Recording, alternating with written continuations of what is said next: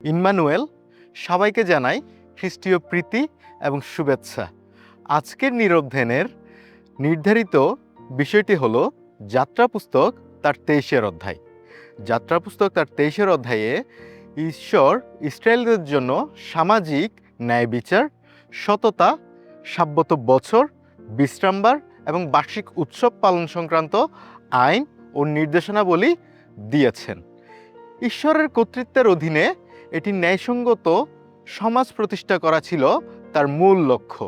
এর 4টি প্রধান বিষয় রয়েছে। সেই প্রধান বিষয়সমূহ হলো, প্রথমটি হচ্ছে ন্যায় বিচার ও সততা। মিথ্যা জনরব বা গুজব ছড়ানো, অন্যায়কে সাক্ষ্য দেওয়া এবং দরিদ্রদের বিচার পক্ষপাতিত্ব করা নিষেধ। এটি 1 থেকে 9 পদের আলোকে।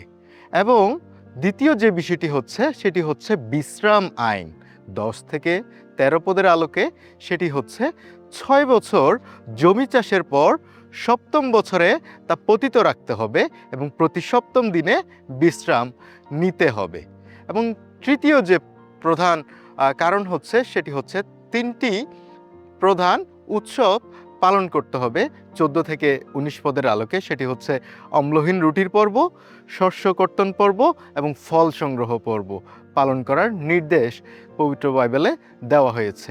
চতুর্থ বিষয়টি হলো, যেটি খুবই গুরুত্বপূর্ণ, সেটি হচ্ছে প্রতিজ্ঞা ও সতর্কতা। 20 এবং 33 পদের আলোকে ঈশ্বর একজন দূতের মাধ্যমে পথ দেখাবেন। প্রতিশ্রুত দেশের অধিবাসীদের দেবদেবতাদের পূজা করা এবং তাদের সাথে চুক্তি করা সম্পূর্ণ নিষিদ্ধ করেছেন, কারণ তা ঈশ্বরের বিরুদ্ধে পাপ।